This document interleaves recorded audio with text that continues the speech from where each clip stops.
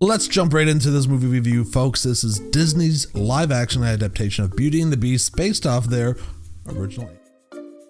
Now, I'm a huge fan of their animated Beauty and the Beast. I love the songs, the settings, the characters, the story, everything about it. I was absolutely enthralled with that movie.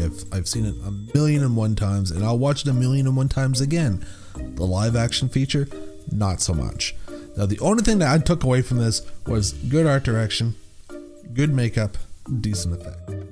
The acting was okay, the songs were lifeless, the direction was lifeless, the editing was all over the place, giving the movie a terrible pace, and I just wanted it to be over.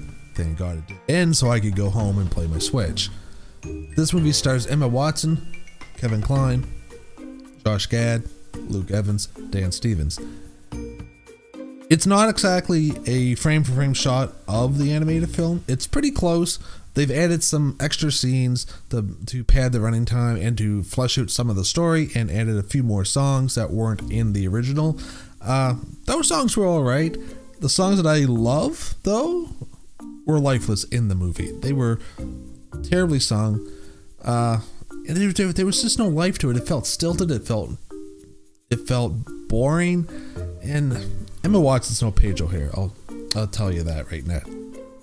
Luke Evans Gaston, not as boisterous, not as flamboyant and gusto as the one in the animated film, which he should be, because he's a huge narcissist and he should be chewing up the scenery. He should be loving life and loving himself. I just didn't get that from Gaston. I think the best character in it was actually LeFou, played by Josh Gad. He was the funniest, and he was the only one that really looked like he was having fun. And every other performance was just mediocre to forgettable. Not a huge fan. The audience loved it, though. The audience were cheering, laughing, crying. They were giving it an ovation with clapping. I haven't been to a movie in a long time where people got up and gave a movie a standing ovation with clapping. I know. And I've been to a lot, and I was surprised, when I told my wife, when we go see Star Wars, people are going to go get up and clap and cheer and run in the aisles and party. None of that. Beauty and the Beast, however, though, people chewed that shit up. Unfortunately, for me, I just wanted to leave. But it was so packed, I didn't want to disturb the audience, so I just sat there and endured it. I tell you, I couldn't wait for those credits to roll. It wasn't a fun movie. And I can't recommend this film.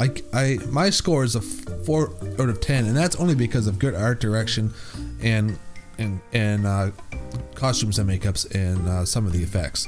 I can't give it any more than that. I can't recommend this film. If you're a huge fan of this film, just watch the original. It's a much better film. But if you do want to go see it in the theater, which I don't think it needs to be seen in the theater, there was nothing spectacular about it where it needs to be, you need to see this in big screen or you won't get it type thing. But if you need to go see this in the theater, wait for a matinee, wait for a cheap night, and don't pay full price. But that's just my thought. You may go there and say, this was an amazing movie. Mike, you're out of your tree.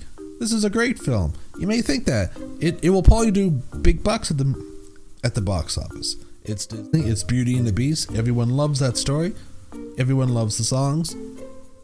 It will probably do good. But I just don't think it's worth the price of admission. And I can only give it a 4 out of 10. Sorry guys, I'm probably in the minority here. But it's just good. Forget to like, follow, subscribe to us.